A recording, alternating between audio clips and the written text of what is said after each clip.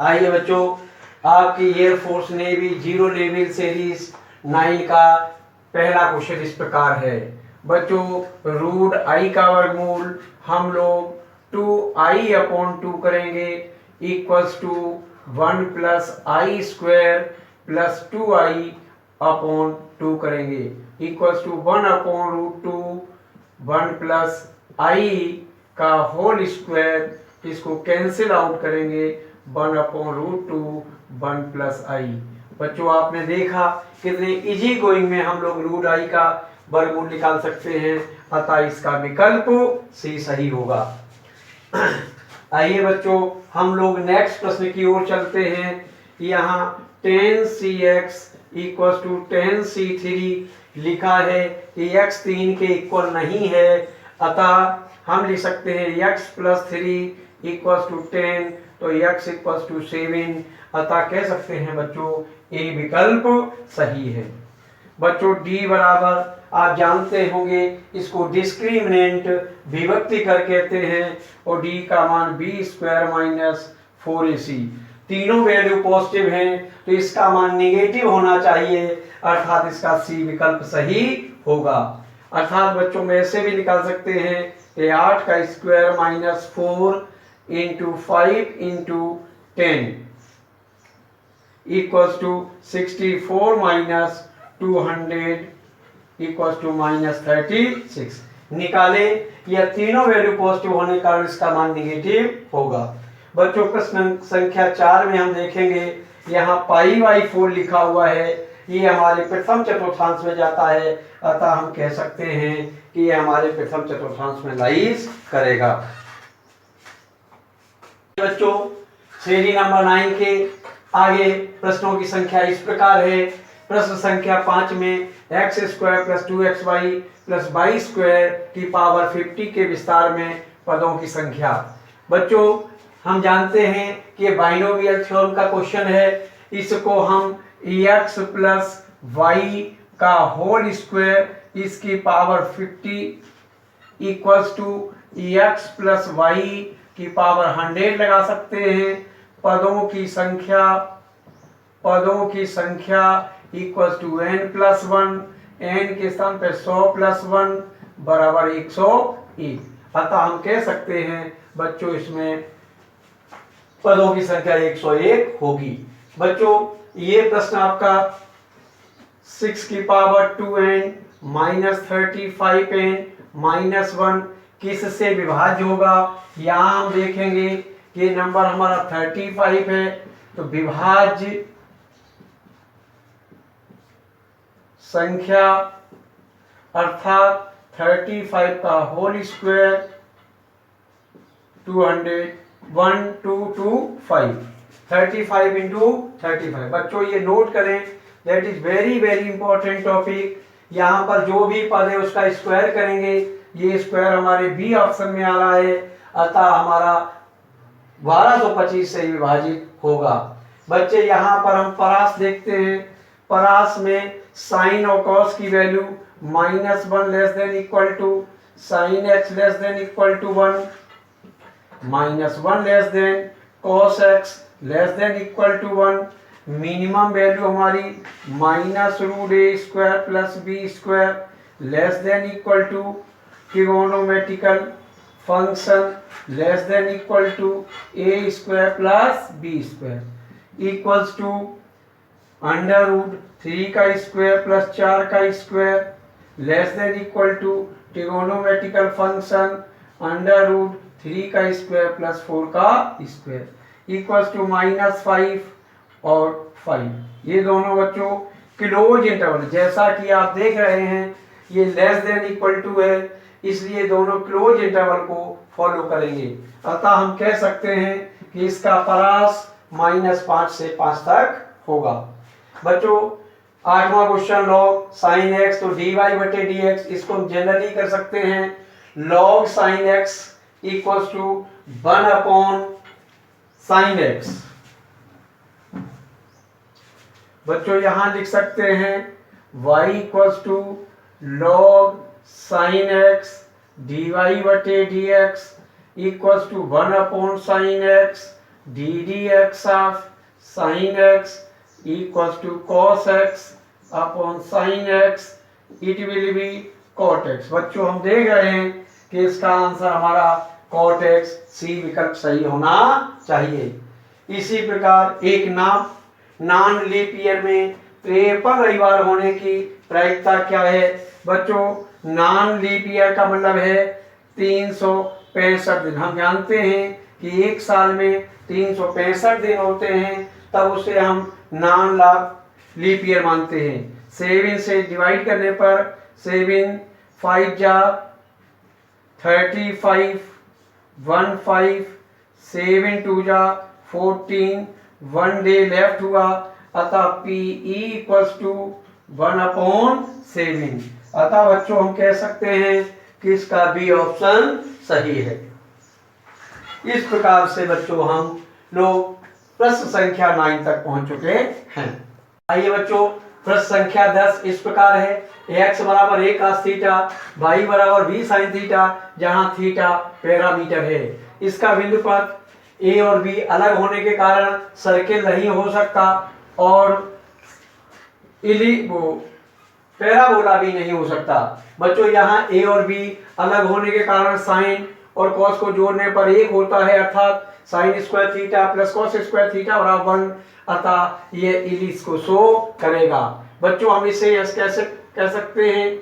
cos theta equals to x अपॉन a और sin theta equals to y upon b, दोनों का वर्ग करें तो cos square theta plus sin square theta equals to x square बटे स्क्वायर प्लस y स्क्वायर बटे b square. इसकी वैल्यू 1 बराबर x स्क्वायर बटे a square plus y square बटे b स्क्वायर। बच्चों हम इस प्रकार से भी कह सकते हैं और जनरल फॉर्म से ही इसको समझ सकते हैं कि ये इलिप्स का ही स्टैंडर्ड फॉर्म हो सकता है। आओ बच्चों अब हम नेक्स्ट प्रश्न की ओर चलें। परवलय y स्क्वायर बराबर 4ax। बच्चों परवलय हम ऐसे बनाते हैं, ये y स्क्वायर बराबर 4 इंटू 2 इंटू एक्स, a बराबर 2 है, अतः इसका नाभि 2,0 अर्थात a,0 होती है। इसका सी विकल्प सही है। मूल बिंदु से डाले गए रेखा की लंबाई के लिए फॉर्मूला p इक्वल्स टू 3 गुणे 0 प्लस 4 इंटू 0 माइनस 25 का मॉड बटे अंडर रूट 3 का स्क्वायर प्लस 4 का स्क्वायर। तो p equals to 25/5 equals to 5। अतः बच्चों हम कह सकते हैं डाले गए लंब की लंबाई हमारी 5 इकाई होगी। बच्चों इसी प्रकार से हम नेक्स्ट क्वेश्चन में आगे बढ़ते हैं और हम देखते हैं कि समीकरण 3x square plus 6xy minus 3y square द्वारा निरूपित रेखाएं ax square plus 2hxy plus by square बराबर 0 if a plus b equals to 0 तो थीटा इक्वल्स टू 90 डिग्री। बच्चों ये कॉन्सेप्ट है, इसको लर्न करें तो 3 माइनस 3 इक्वल्स टू 0, अतः थीटा इक्वल्स टू 90 डिग्री। बच्चों हम कह सकते हैं कि दो रेखाओं के बीच का कोण 90 डिग्री होगा। इस सूत्र के आधार पर ये डायरेक्ट फॉर्मूला है। बच्चों हम इसको लिख सकते हैं dx अपॉन ए स्क्वायर प्लस एक्स स्क्वायर का मान 1/a tan इनवर्स x अपॉन a प्लस c के बराबर होगा। आइए बच्चों प्रश्न संख्या 19 और प्रश्न संख्या 15 की ओर हम लोग बढ़े। बिंदु 2 5 से वृत्त x square plus y square minus 2x minus 3y minus 1 पर खींची गई स्पर्श रेखा की लंबाई। बच्चों हम डायरेक्ट फॉर्मूला लगाते हैं, x1 का स्क्वायर प्लस y1 का square minus plus 2 gx1 plus 2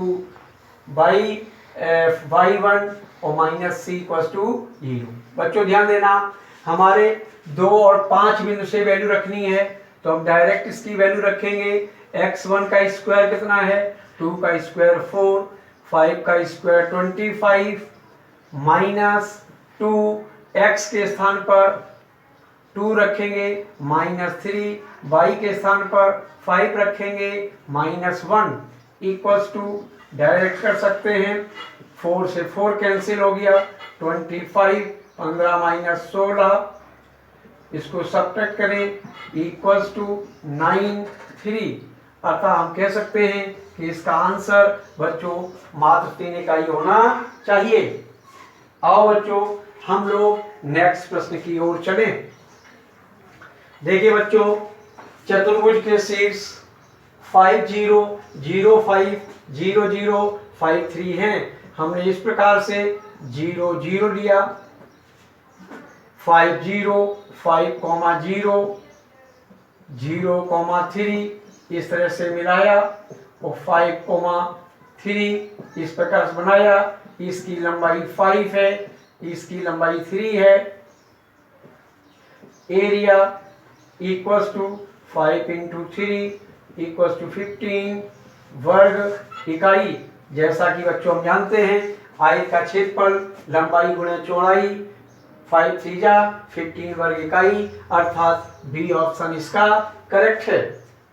आइए बच्चों हम लोग नेक्स्ट क्वेश्चन की ओर चलते हैं। हम लोगों ने देखा कि y स्क्वायर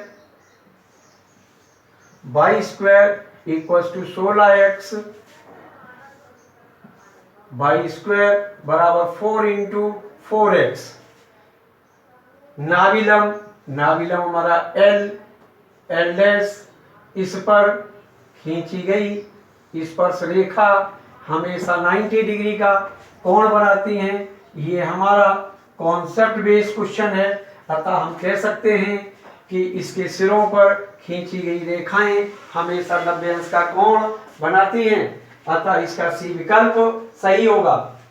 आइए बच्चों अब हम प्रश्न संख्या 18 की ओर चले। हम देखते हैं कि के समान के लिए kx² 4y² -8x + 6y - 9 = 0 वृत्त को निरूपित करेगा। इसका form x² + y² + 2gx + 2fy + c = 0 मानक समीकरण है। यहाँ x और y के कोएफिशिएंट बराबर है, इसलिए x y के कोएफिशिएंट बराबर करने के लिए k = 4 होना चाहिए। अतः हमारा बी विकल्प सही है। दीर्घवृत्त 5x² + 9y² और 45 के नाभिलम की लंबाई पहला हमारा बड़ा है, दूसरा हमारा छोटा है। नाभिलम की लंबाई बराबर 2b² a, तो 2b²। यहाँ पर हमने देखा 5 हमारा बड़ा है, 9 हमारा छोटा है, तो 2 × 5/3। बच्चों हम 5 छोटी संख्या है, 45 से डिवाइड करेंगे तो 1/9 बड़ी संख्या हो जाएगी। 9/45 तो ये छोटी संख्या हो जाएगा। इसलिए मैंने कहा पहला बड़ा है, दूसरा छोटा है, इसलिए 2b² का मान देखेंगे तो b² हमारा कितना होगा 5 के बराबर, तो 2 × 5 a का मान कितना हो जाएगा 3, इसलिए हम लिख सकते हैं 10/3 वर्ग इकाई। अतः हम कह सकते हैं कि इसके नाभिलम की लंबाई 10/3 वर्ग इकाई होनी चाहिए।